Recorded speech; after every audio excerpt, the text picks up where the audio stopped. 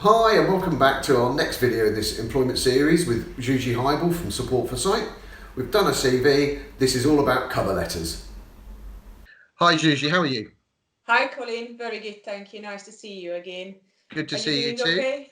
Yeah, absolutely. We're Good, still good. sort of doing in lockdown, sort of recording these videos over Skype. It's really good. So this is the next one on our employment list.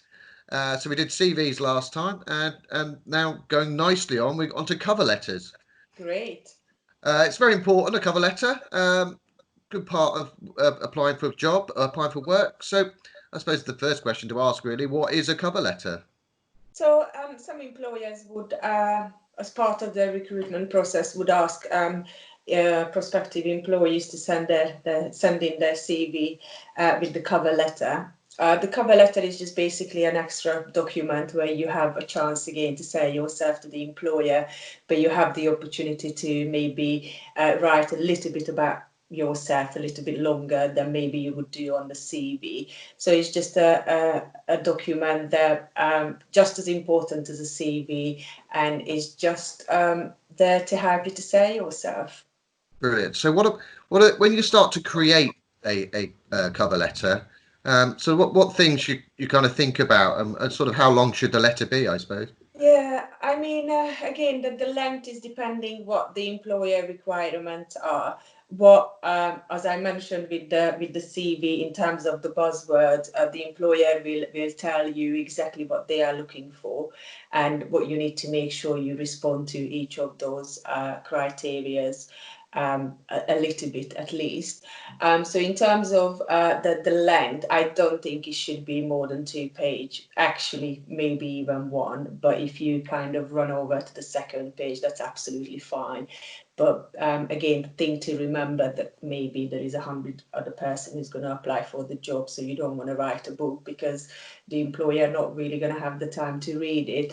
But the main thing is, same with the CV, it should be renamed with your name, saying is your cover letter, indicate the date and indicate the name of the company you're sending it in, including the job that you are applying for. And it should look like a letter. So you should have your details on the right hand side. The employer's data should be on the left hand side. You should date it. You should maybe put a reference number in, obviously, they, so madam, or if you know their name, their name, and then obviously the bottom, the signature, the faithfully and sincerely would depend what you used on the top.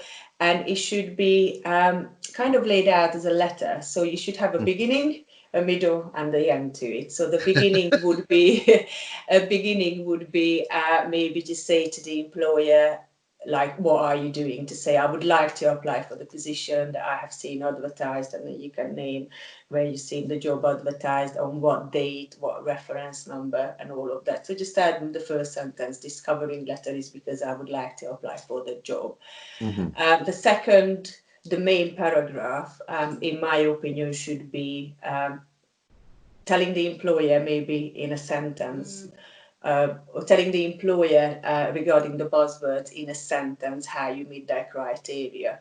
So with the CV, you would, I don't know, they have, let's say, 3 words. They're looking for somebody who's a good team worker, somebody who has good communication skills, and somebody who's reliable.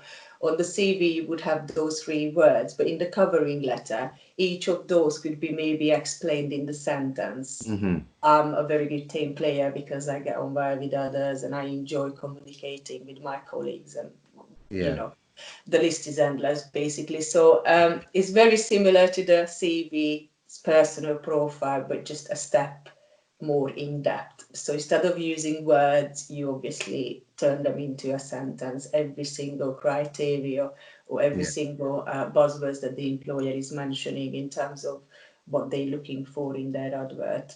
If you want to include anything, like, I don't know, you want to explain something on your CV, like as we talked about the gap, maybe you looked after somebody or you raised your family, or maybe you volunteered, that really is going to help you to get this job. Then obviously, once you talked about the buzzwords, then you have a little bit of an opportunity to say literally whatever you want to say. You might be Hmm. halfway through your degree, or you could be, graduating in a couple of months, or anything like that, but something that maybe wouldn't fit in your CV, in the cover letter you can include kind of as an explanation.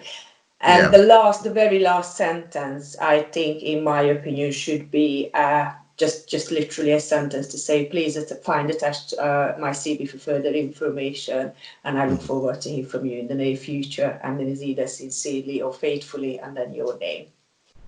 Yeah. That's it. So is there anything you would advise really to leave out? Well, if you, again, disability, if you applying for a job that doesn't require you to have, maybe with the sightless sector, obviously we have jobs sometimes, as you know, where they want you to have a lived-in experience of having a disability. So if it's not relevant that you have a disability, leave it out again from a CV. Yeah, basically that would be it, I guess. Okay. So, I mean, I think we're both agreed really that including your sight loss when it's relevant to the post, Yeah. both in your CV and your cover letter. Mm-hmm. Yeah. So, so what are your top tips then? Top tips would be, again, think about the requirements and the buzzwords. Make sure that you are relevant regarding what they are asking. And again, going back to a session we had last week, or one of the videos we did last week, where please remember your experience can come in from personal life, from voluntary work, from university, or just doing education. And please do rename your document, and please do rename it every time you send the CV out. And please don't forget to update the employer's details as well as the reference number, as well as the date on your document in terms of your cover letter. Yeah. That couple of minutes that you would spend doing those would be just allow you to be more successful securing an interview. Yeah.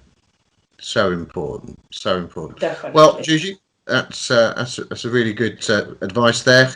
Again, so that's really good. So we'll catch you on the next video. So thanks very much. Great. Thanks, Colin. Speak Cheers. to you soon. Bye. Okay, so you've written a cover letter, you've got a fantastic CV, now we have to start applying for jobs. Our next video is going to be about interview techniques and skills and things to think about. But in the meantime, why not join the Working Age of Young People's Facebook group, which you can find on the Macular Society Facebook pages. This video, along with all the others, will be on our YouTube channel, so why not subscribe so you get notifications for when new videos turn up.